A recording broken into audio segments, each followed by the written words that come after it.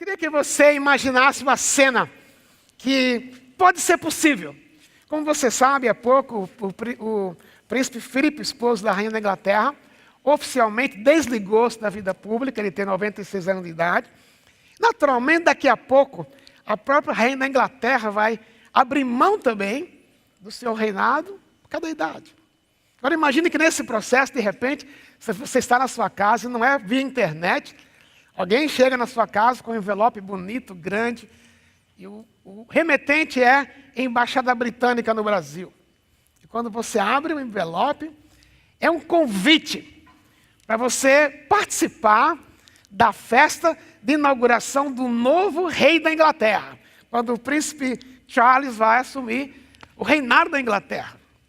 Imagina se você abrisse aquele envelope, talvez perguntasse, eu acho que foi para o endereço errado, talvez. Aí você lê 2, 3 vezes, não, é o meu nome que está aqui, é o seu nome que está ali, mas é verdade. Pode ser. Mas lá no fim, lá nas letrinhas pequenininhas, está escrito traje requerido. É quando você lê o traje, você fica, caramba, é muito caro. Eu tive a curiosidade de olhar na internet o que era pedido das pessoas que iam participar do casamento da princesa Diana. Tinha 3 tipos de vestimento, para quem era militar, para quem era diplomático, para quem era nenhuma coisa nem outra. Gente, é uma coisa fantástica. Caríssimo. Mas eu duvido que qualquer pessoa que foi convidada, a pessoa não pensou no preço. Só pensou, que privilégio. Eu fui convidado para aquela festa. Mas tem um traje. Tem o vestido próprio. O vestimento próprio para homens também. Agora, hoje à noite, aliás, hoje de manhã, você está sendo convidado a participar de uma festa. A festa que vai relembrar o que Jesus fez por nós na cruz. Se nós valorizarmos o traje para uma festa humana, quanto mais nós deveríamos valorizar o traje para relembrar nessa festa o que Jesus fez por nós. Então, qual é a preparação? Qual é o traje para essa festa? Eu vou ler para vocês a primeira carta de Paulo aos Coríntios, no capítulo 11, quando a Bíblia nos instrui como a gente participar desse momento. E diz assim, assim quem come do pão ou bebe do cálice do Senhor indignamente é culpado de pecar contra o corpo e o sangue do Senhor. Portanto, examinem-se antes de comer do pão e beber do cálice, pois se comem do pão ou bebem do cálice sem honrar o corpo de Cristo, comem e bebem julgamento contra si mesmos. Por isso, muitos de vocês estão fracos e doentes, e alguns até adormeceram. Alguns morreram. Se examinássemos a nós mesmos, não seríamos julgados dessa maneira. Mas quando somos julgados pelo Senhor, estamos sendo disciplinados para que não sejamos condenados com o mundo. Portanto, meus irmãos, quando se reunirem para comer, esperem uns pelos outros. Se estiverem com fome, comam em casa, a fim de não trazerem julgamento sobre si mesmos ao se reunirem. A gente não vai fazer um junta-panela aqui, nós vamos comer o pão e o cálice. Mas quando, logo após que o Senhor Jesus morreu, que as pessoas começaram a celebrar a morte dele, o que ele havia feito na cruz, qual era o costume? Era uma festa, era um junta-panelas. As casas das igrejas funcionavam, as pessoas traziam comida.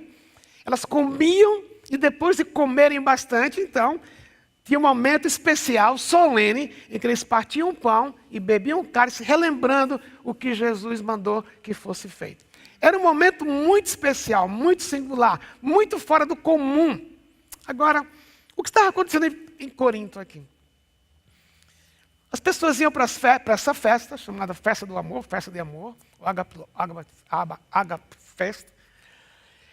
Os mais ricos levavam muita comida e muita bebida. E os mais pobres não tinham nada para levar. O que acontecia? Os mais ricos comiam além do que precisavam, ficavam bêbados, e aqueles mais pobres que não tinham levado nada, às vezes eram esquecidos. Se você ler o capítulo inteiro, você vai perceber que esse era o problema que Paulo estava tratando nesse contexto. Ele está dizendo, não pode ser assim. Porque quando vocês fazem isto, naquela festa, vocês criam o problema de... Há um preconceito do rico para com o pobre, mas vocês excluem as pessoas. O que ele está ensinando? Se você vai celebrar o que Jesus fez por vocês na cruz, tem que ter a roupa própria. E qual é a roupa própria? Ele diz, examinem-se. Olhem para vocês dentro de vocês. Como é que vocês estão? Então ele apontou 2 tipos de problemas. Um é a sensação de que eu estou no corpo e eu tenho que perguntar, realmente eu estou no corpo de Cristo? Realmente eu já entendi que Jesus morreu por mim. E não somente morreu por mim, mas Ele ressuscitou. E aquilo que Ele fez na cruz foi totalmente suficiente para perdoar os meus pecados. Mas eu só vou valorizar isto na medida que eu olho para mim mesmo e digo, realmente eu sou pecador. Porque se eu não olhar para mim mesmo com essa honestidade, eu não vou valorizar o que Jesus fez por mim. Então Paulo diz, você tem que perguntar, você pertence a esse corpo? Não é pertencer à Igreja Batista do Morumbi, não é ser membro da Igreja Batista do Morumbi, mas eu pertenço ao corpo de Cristo. Quando ele diz, aquele que bebe indignamente, ele peca contra o próprio corpo. Era como se você fosse à festa do Príncipe Charles, sem convite, e chegasse na porta e ficasse insistindo, não, eu tenho que entrar. Alguém ia perguntar, mas quem é você? Você nem foi convidado, você não está com traje próprio. Só que para entrar no corpo de Cristo, todo aquele que creu em Jesus como seu Salvador, ele é convidado. A porta foi aberta. Mas eu preciso perguntar, eu vivo esta vida de corpo? Porque o que aconteceu em Corinto, eles traziam a comida, mas alguns não comiam porque eram pobres. Os que eram ricos viviam entre eles. O pobre tinha um preconceito. Tanto eu creio que do rico para com o pobre, como do pobre para com o rico, pensando, eu não sou como eles. Se eu fosse rico como eles, eu repartia. Os dois têm problemas. Então, Paulo diz, se vocês realmente creem em Jesus, vocês já são parte do corpo, mas vivam como corpo. E aqui, meu querido e minha querida, eu queria encorajar você a pensar. Além de você perguntar para você mesmo, eu creio em Jesus como meu Salvador. Se você crê nele, você é convidado para essa festa. Não importa de qual igreja você seja. A pergunta é, eu creio em Jesus como meu Salvador? Eu creio que Ele morreu por mim. Eu creio que eu reconheci que eu sou pecador. Mas além disso, eu vivo uma vida de corpo. Ou eu só venho aos domingos aqui. Então é preciso você conectar-se. Porque quando você se conecta, você serve. Você é abençoado, você abençoa. Você ora, pessoas oram por você. Mas tem outro problema. Quando Paulo diz, é por causa disso, é porque vocês não discernem, não confessam seus pecados, que alguns de vocês estão doentes.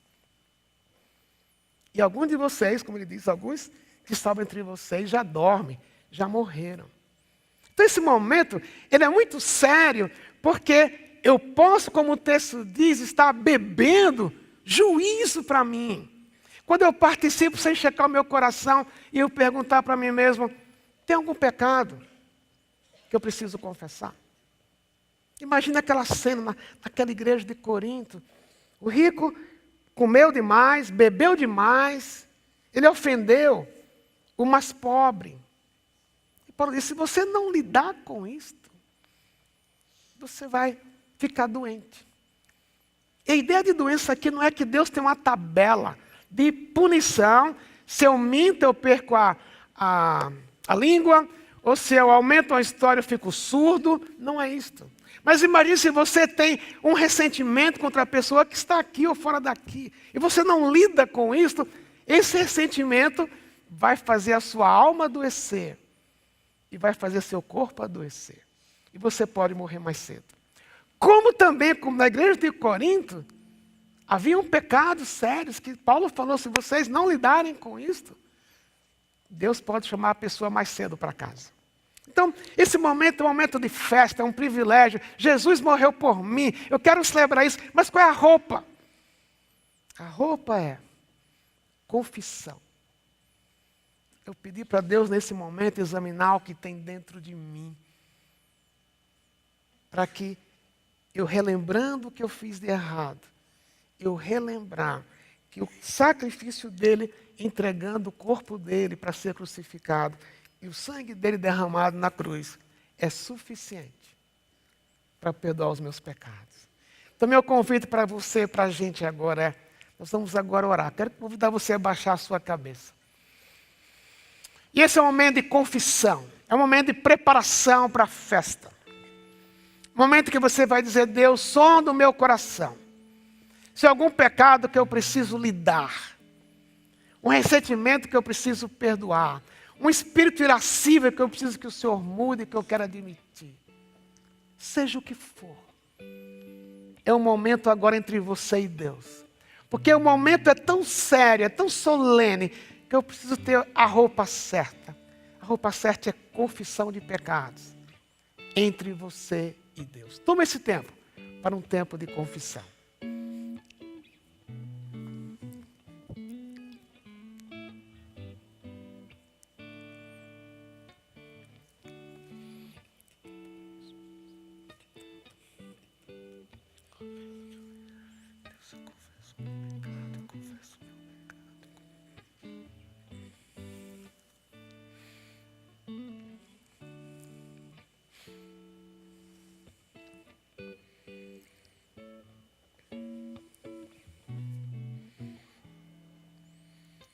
Senhor, diante de Ti, o Senhor vê o que está no meu coração, no coração de cada um aqui.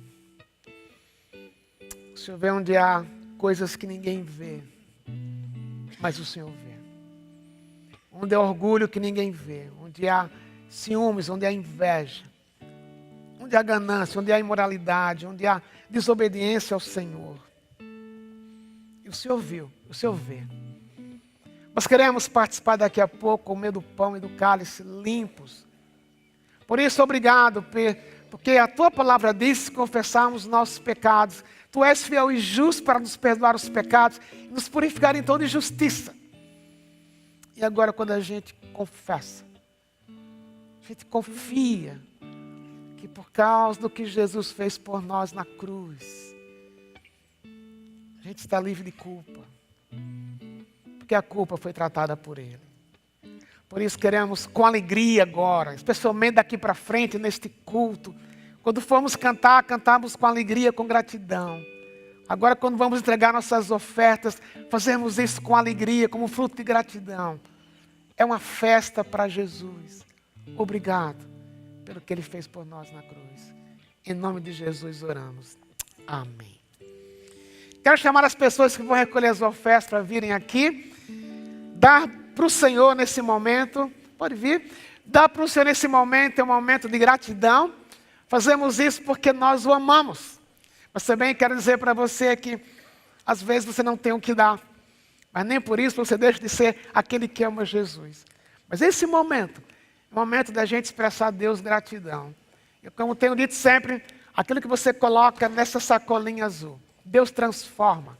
Deus transforma e sustentar missionários da nossa igreja fora do Brasil, sustenta o trabalho aqui em nossa igreja, mas especialmente é usado para transformar vidas. Não é dinheiro apenas que você está dando, é uma expressão de gratidão que Deus usa para transformar pessoas. E vamos cantar, enquanto cantamos, entregaremos nossas ofertas.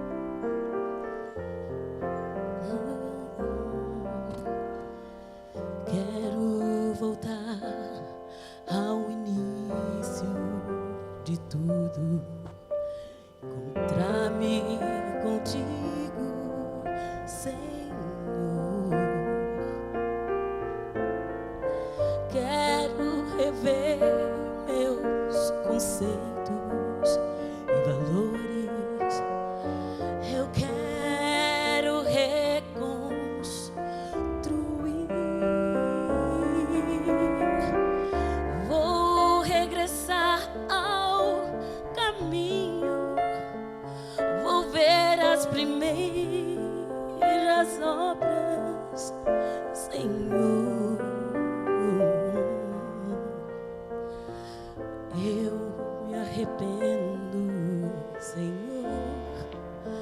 Me arrependo, Senhor. Me arrependo, Senhor.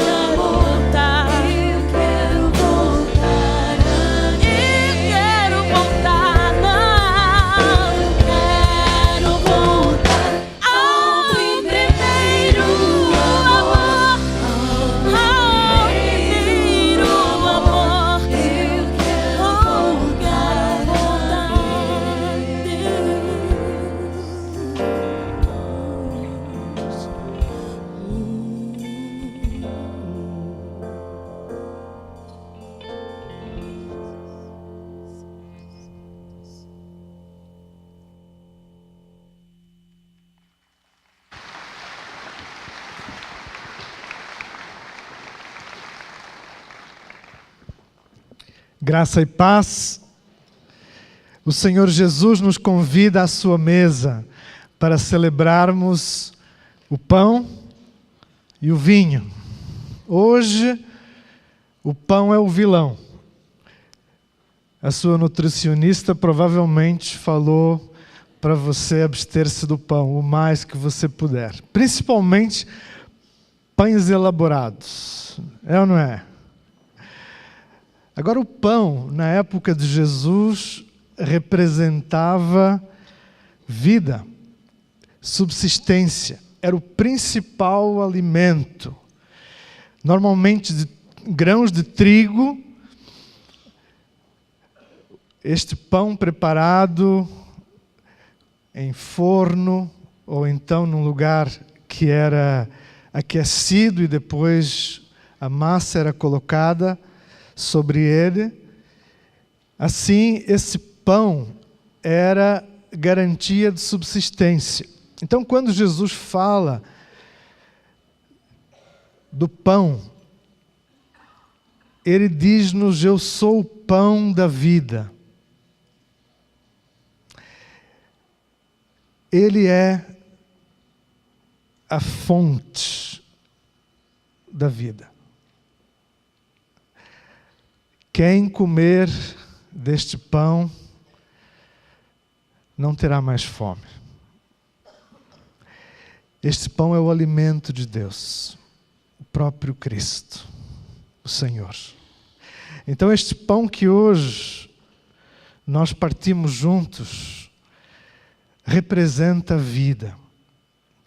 E Jesus nos convida para participar da sua mesa e celebrar a sua vida em nós, a sua vida no seu corpo, sua igreja. É uma metáfora essencial que eu e você compreendemos, porque somos alimentados por aquele que é a fonte da vida, a fonte da subsistência, o Senhor Jesus. Este pão mata a fome para sempre. Jesus se apresenta naquela última ceia com os discípulos, sexta-feira à noite, e ele parte o pão e ele dá um significado àquele pão que era um novo significado. É o meu corpo que é repartido por vocês. Fazei isso em memória de mim. E em memória do Senhor Jesus, eu e você nos juntamos a milhões e milhões de cristãos no mundo inteiro que celebram esta festa que representa esse amor, esse poder, essa alegria, essa vitória, essa esperança que há no Senhor Jesus. Somos igreja, somos corpo, comunidade daqueles que foram resgatados pelo Senhor Jesus, salvos, transformados, redimidos, e que hoje vivem essa nova vida, alimentada nesse pão que é o Senhor Jesus. O seu corpo foi entregue por nós. O seu corpo foi rasgado, foi moído. O seu corpo sofreu as dores mais terríveis que algum ser humano alguma vez experimentou ou experimentará. Porque o pecado de toda a humanidade recaiu sobre ele naquela cruz. O seu corpo recebeu o ódio, o pecado, a maldade humana. E ali o Senhor, em meu e em seu lugar, pagou esse preço que ninguém podia pagar. Esta é a nossa mensagem. Esse partir do pão representa hoje um convite do Senhor Jesus a comermos este pão, a celebrarmos a sua entrega por nós, esse presente, esse tesouro maior que a vida pode dar, que é a amizade com o Senhor Jesus. E o Senhor nos convida não como apenas discípulos ou servos. O Senhor Jesus nos convida como amigos, amigas, para partilhar deste pão e deste vinho. E é uma linguagem afetiva que está no Evangelho. Como Jesus se refere aos seus discípulos, aos seus amigos. Está lá no texto. Assim o Senhor nos convida.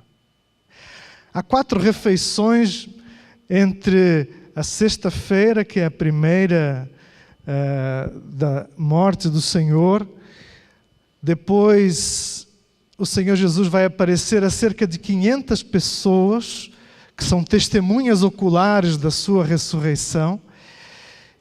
E há outros 3 encontros aqui. O primeiro é com os discípulos de Emaús, em que Jesus vai partir o pão com eles. Depois, nós temos Jesus vindo até Jerusalém e encontrando os discípulos que estavam fechados numa casa, com medo, assustados, e Jesus se revela a eles e diz: paz, paz seja com vocês. E no final o Senhor Jesus tem uma refeição com eles, come peixe. Atenção, nutricionistas, peixe, uma boa dica. Há uma última refeição ainda, lá de volta ao lugar onde as grandes coisas aconteceram, o Mar da Galileia. E essa é a última refeição que nós temos registrada nas Escrituras, em que o Senhor vai encontrar os seus discípulos e Pedro é restaurado. 153 peixes pela nossa investigação. O peixe é St. Peter. Foi isso que eu aprendi lá em Jerusalém, em Israel. Ou seja, a nossa tilápia. Então não é por isso que você deve ir a Jerusalém ou a Israel para comer tilápia. Mas há memórias espirituais maravilhosas, experiências de andar por onde Jesus andou. E para mim, um dos momentos mais marcantes foi poder caminhar ao romper do dia nas praias do Mar da Galileia. E ali perceber, sentir, imaginar essa memória espiritual do que Jesus realizou ao longo daquele grande lago. 25 quilômetros por 15, mais ou menos, esse grande lago que era chamado de Mar da Galileia. E aquelas pequenas pedrinhas que fazem uma moldura à volta de todo aquele lago. São os lugares por onde o Senhor Jesus realizou a maior parte do seu ministério. Pregando nas sinagogas, fazendo milagres, anunciando o evangelho do reino. E ali tem lugar essa última refeição em que Pedro é restaurado e enviado com uma missão. Eu gostaria de repartir algumas lições que eu vejo no encontro de Jesus com os discípulos de Emaús e este partir do pão que transforma e revoluciona a vida daqueles dois discípulos. Eu vou ler uma parte aqui do texto, Lucas 24, verso 13. Você pode acompanhar com atenção. Naquele mesmo dia, 2 discípulos caminhavam em direção à cidade de Emaús, a uns 10 quilômetros de Jerusalém. Eles conversavam a respeito de todas as coisas que aconteceram. No meio da conversa, Jesus apareceu e os acompanhou, mas não o reconheceram. Ele perguntou: o que vocês estão discutindo, tão compenetrados? Eles pararam, cheios de tristeza, como se tivessem perdido o melhor amigo. Um deles, chamado Cleopas, respondeu: você deve ser a única pessoa de Jerusalém que não sabe o que aconteceu nos últimos dias. Esta é a conversa em que Jesus os convida a abrir o coração, a falar do peso que eles carregavam, das suas tristezas, das suas expectativas frustradas, da desilusão.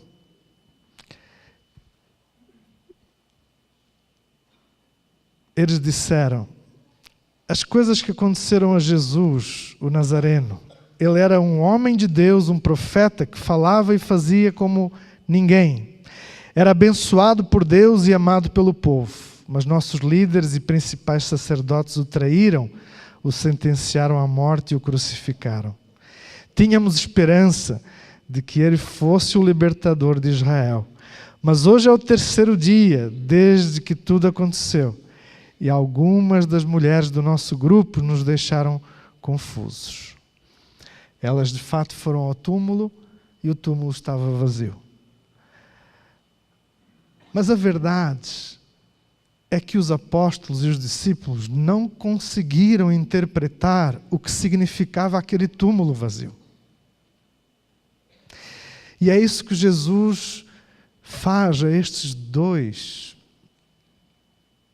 Vem caminhar com eles no seu desespero, na sua dor, na sua fragilidade humana, de terem os seus sonhos interrompidos, frustrados. E diz mais adiante o texto que então o Senhor lhes explicou o sentido das coisas, começando pelos profetas. E no verso 28, mais adiante, diz: quando chegaram à entrada da cidade, de destino deles, Jesus fez como se fosse seguir adiante. Mas eles insistiram: fique e jante conosco. E já é quase noite, o dia já se foi. Então, ele foi com os dois, e foi isto que aconteceu. Ele se assentou à mesa com os dois, tomando o pão, ele o abençoou, partiu e deu a eles. Nesse mesmo momento, seus olhos se abriram, e eles o reconheceram. Então, ele desapareceu. No partir do pão, os seus olhos se abriram. A experiência de intimidade que representa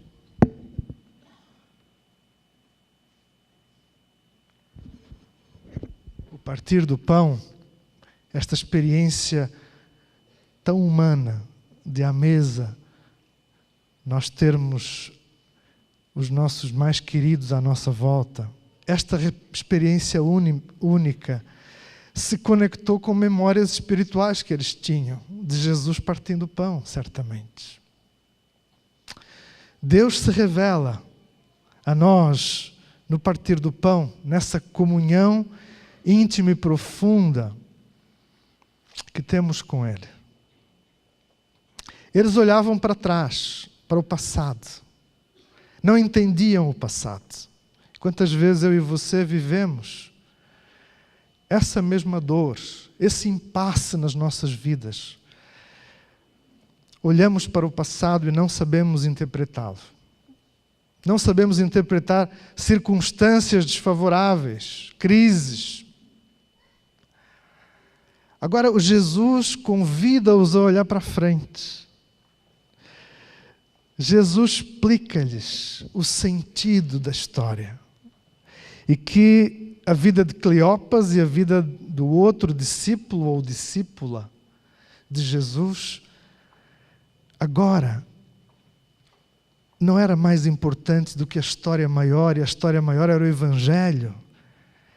Era a boa notícia do reino de Deus que se inaugurava. Agora há um novo significado para a vida daqueles dois discípulos. Mas coisas tinham que morrer neles. Assim como as suas expectativas de um Messias que não era quem era o Senhor Jesus, de verdade. Algumas das nossas expectativas sobre Deus morrem da religião quando nós conhecemos verdadeiramente este encontro em que o partir do pão revela quem é plenamente o nosso Deus. E diz o texto que eles exercitam a memória espiritual. Essa memória que eu falei, que foi tão desafiada lá em Israel, nesta viagem com o grupo da nossa igreja. Diz o texto, impressionados, comentavam, não sentíamos um fogo quando ele conversava conosco no caminho, enquanto nos explicava as Escrituras.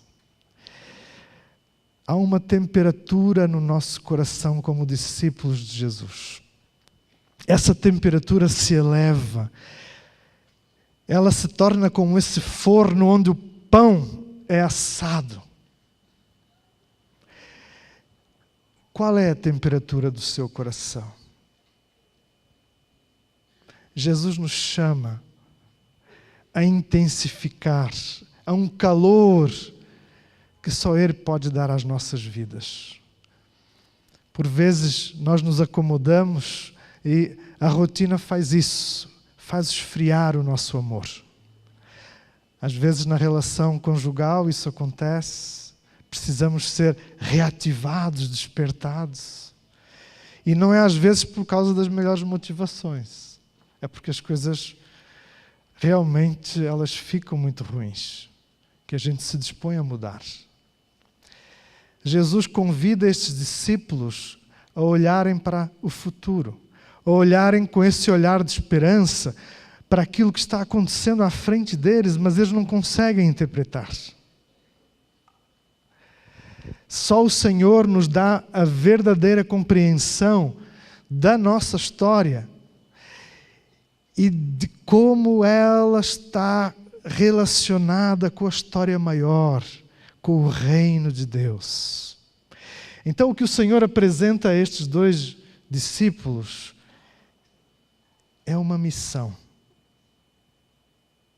A vida deles é maior do que a causa deles próprios. O significado que eles encontram agora é nessa história em que o Evangelho de Cristo passa a ser a razão das suas vidas. E é na intimidade com o próprio Cristo, no partir do pão, que eles reconhecem que é o Senhor que vem até eles. Então eu não sei o seu momento. Eu não sei como você veio hoje. Eu não sei como você está diante desta mesa. Mas o convite do Senhor Jesus é para experimentar o mesmo que Pedro experimentou quando foi restaurado. Lá no partir do pão, de novo, com o Mestre, que o recupera para que ele pudesse cumprir a sua missão, como Pedro. Da mesma maneira, o Senhor vai caminhar com estes dois discípulos que nós não ouvimos mais falar deles e também não tínhamos ouvido falar antes deles, mas o Senhor dá relevância tão grande a estes dois que vêm para resgatá-los, restaurá-los.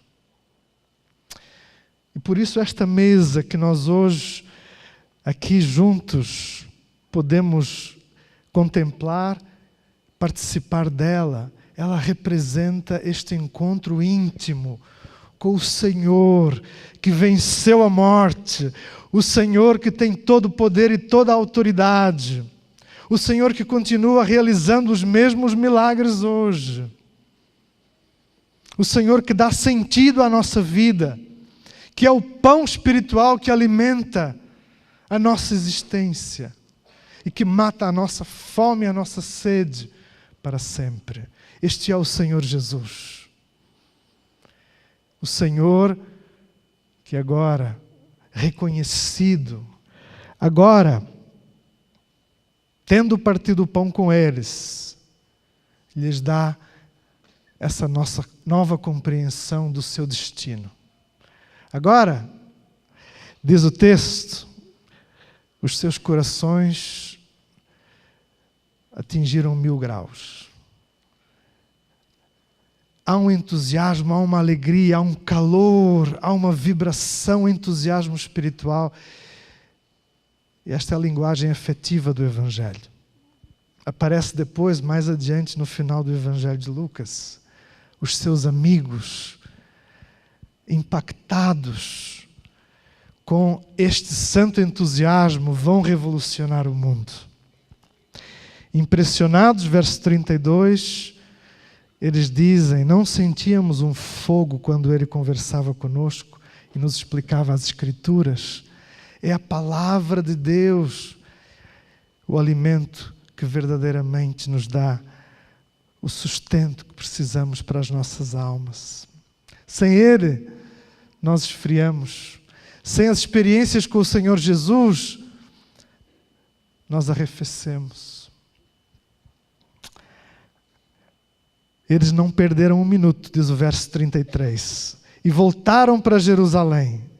Imediatamente, eles se puseram a correr, bateram o recorde mundial dos 10.000 metros, com certeza, e chegaram para encontrar os discípulos fechados, trancados numa casa. E quando eles chegam e falam, entretanto o Senhor Jesus se revela, agora a todos. E ele diz, paz, paz seja convosco. Corações incendiados correm com um novo significado na sua mente, no seu horizonte. Agora, há esse entusiasmo para fazer o caminho de volta para Jerusalém, para o centro de tudo. Então esse é O desafio do Senhor para mim e para você nesta manhã, para nós hoje. O Senhor nos chama para ter esse novo significado. Nós que participamos deste pão, deste vinho, que experimentamos a presença e a intimidade do Senhor Jesus, no partir do pão, reconhecemos que o Senhor está entre nós. Esteve o tempo todo entre nós. E com o novo significado que as nossas vidas recebem, somos enviados em missão. Eu e você temos uma missão maior do que as nossas vidas. É o Evangelho do Reino de Deus para anunciar. É a graça de Deus para testemunhar dela. É isso que Emaús representa. É isso que o Senhor Jesus hoje nos quer convidar a fazer juntos. Vamos orar? Pai eterno, muito, muito obrigado pela presença do Senhor no nosso meio, na vida do seu corpo, sua igreja, em cada um de nós, que reconhecemos o Senhor como Salvador, como Senhor das nossas vidas. Pedimos que o Senhor aceite, receba a nossa profunda gratidão pela sua entrega naquela cruz, em nosso lugar, tomando as dores do mundo, tomando o pecado do mundo, tomando o pão de dores, tomando as nossas tristezas, as nossas doenças, as nossas dúvidas, os nossos medos. Obrigado porque no Senhor nós somos restaurados. Obrigado porque no Senhor nós temos esperança.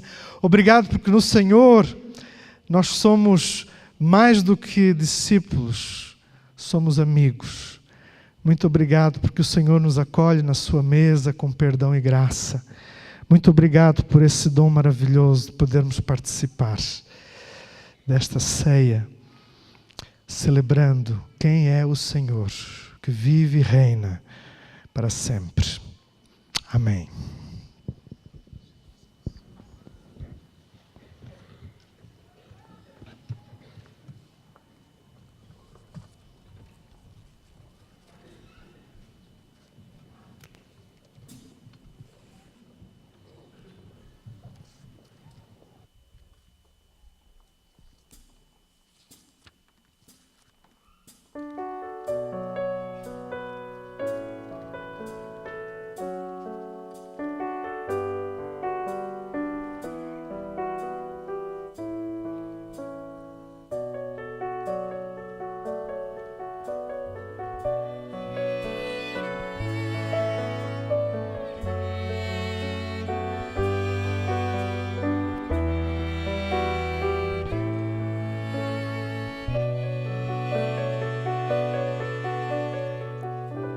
Os homens e seus espelhos mágicos,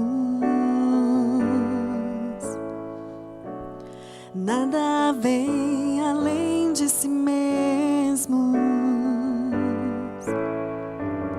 Se esqueceram daquele que um dia esteve entre nós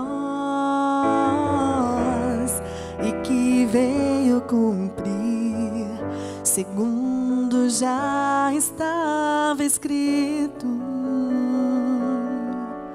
Nasceu, sofreu, morreu por nós. Seu sangue lá na cruz derramou. Nasceu, sofreu. Os homens e seus espelhos mágicos, só veio Cristo vencido em dor. Não conhecem a cruz vazia, pois ressuscitou. Nenhum toque de vida, Filho do amor.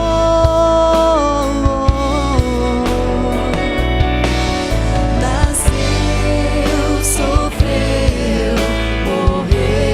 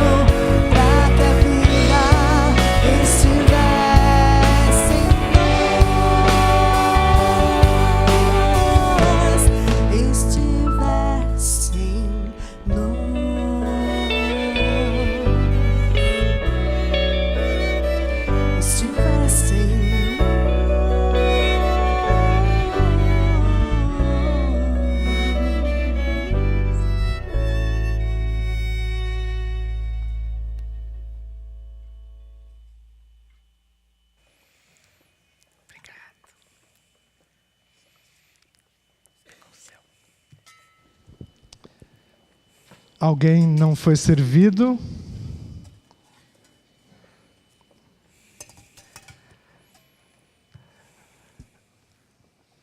Todos fomos. Então este é o momento de exercitarmos a memória espiritual em memória do Senhor Jesus. Comamos juntos o pão.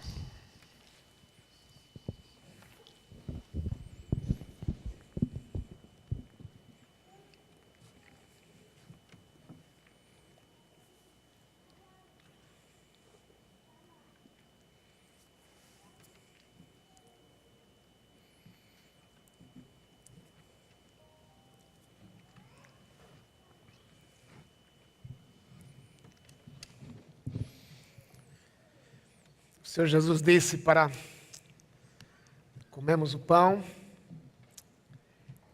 darmos graças, relembrando o que Ele fez na cruz. Vamos fazer isso agora, silenciosamente, dizendo a Deus, obrigado pelo corpo de Jesus dado em nosso lugar.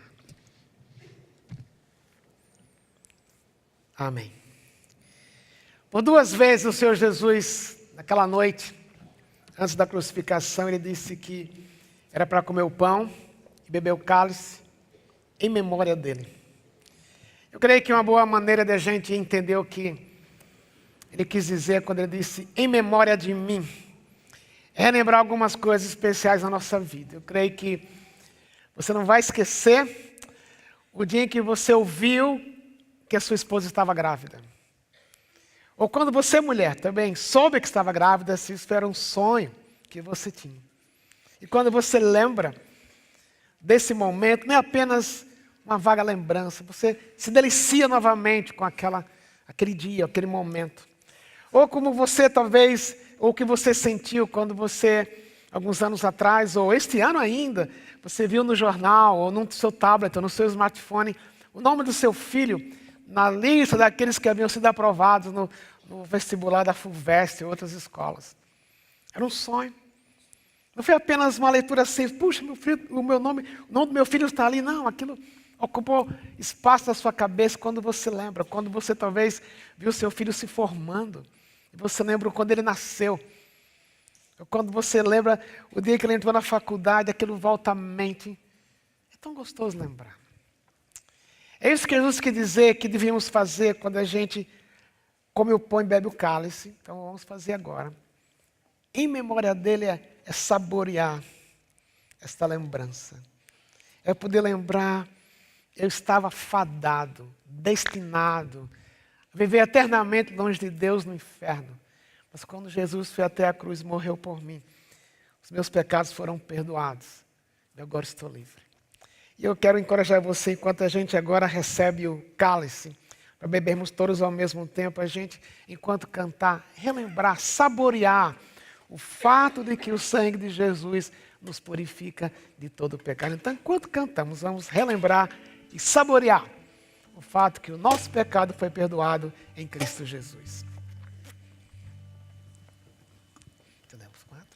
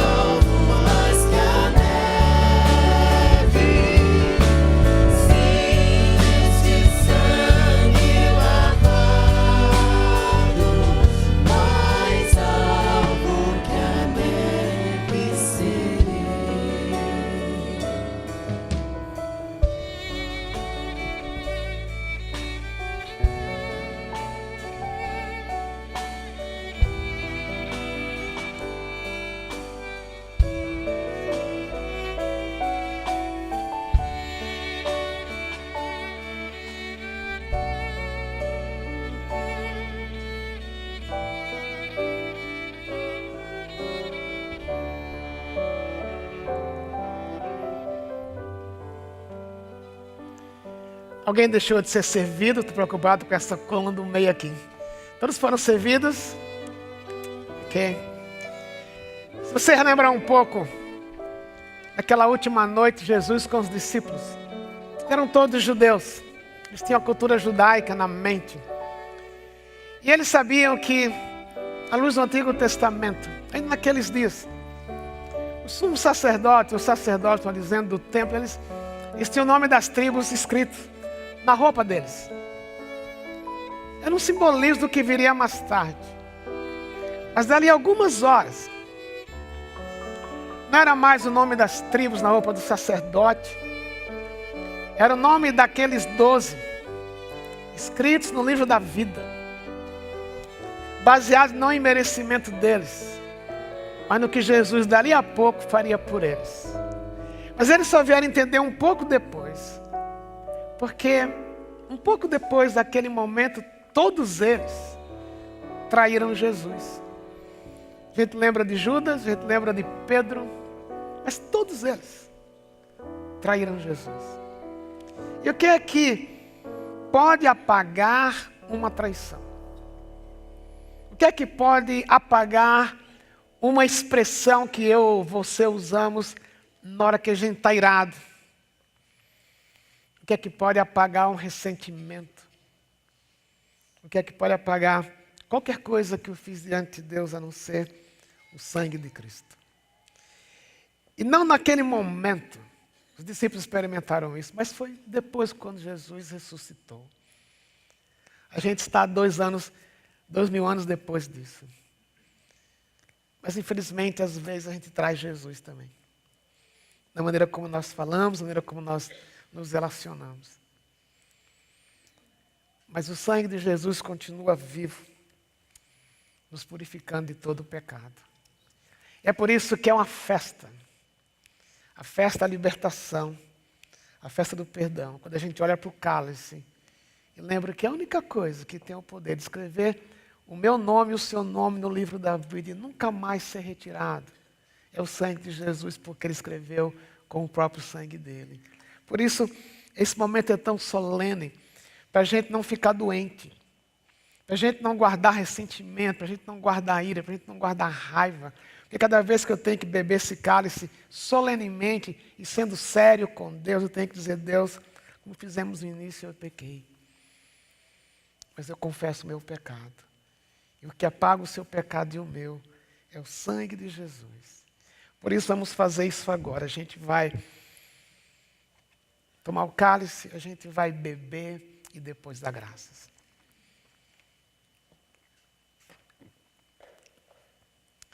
Dá graças pelo sangue de Jesus, que purifica tudo, todos os pecados. É tão sério o meu pecado, que Jesus precisou morrer por mim.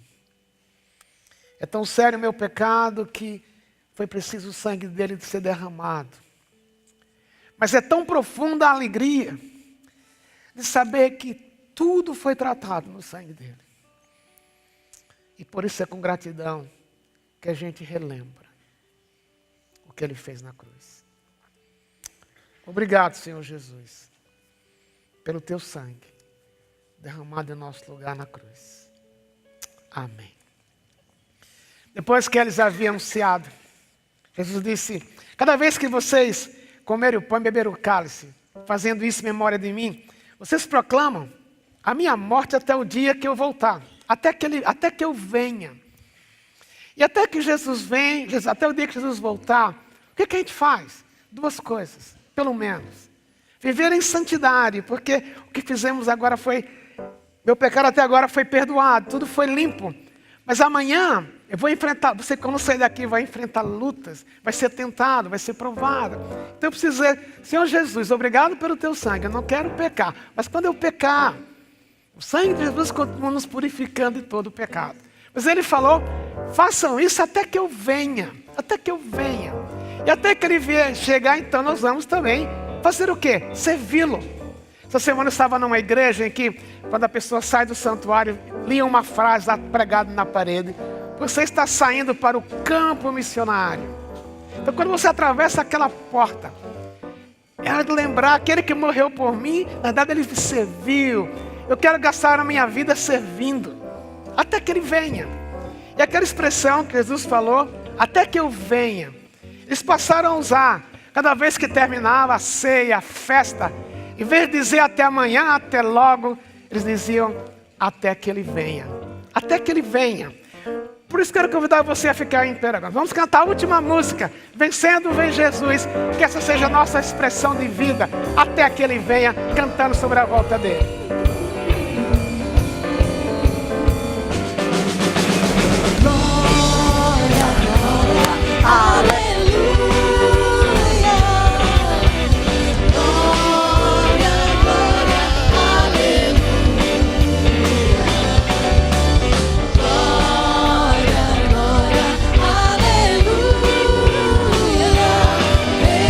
Vencendo, vem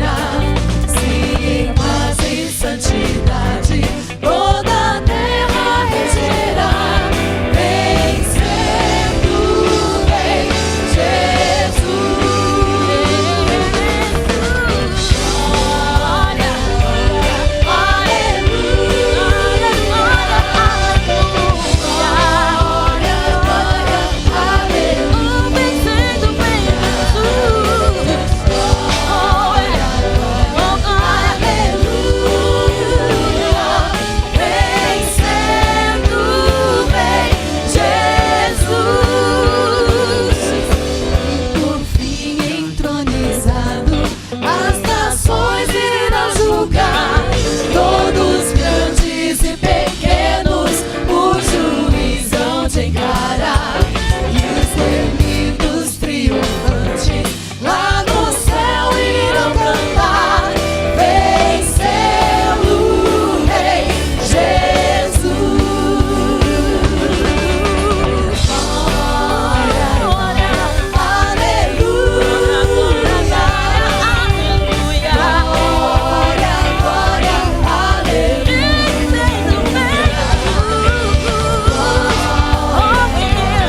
Aleluia. Venceu o Rei Jesus. Venceu o Rei Jesus. Venceu o Rei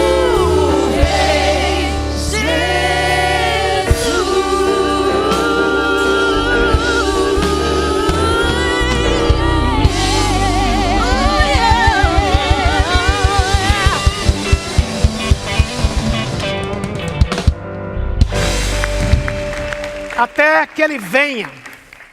Uma vida de santidade e uma vida de serviço. Vamos fazer o mesmo que eles fazem na igreja primitiva. Você vai abraçar quem está ao seu lado e dizer até que ele venha. Vamos lá? Até que ele venha. Até domingo, se Deus quiser, se ele não volta antes.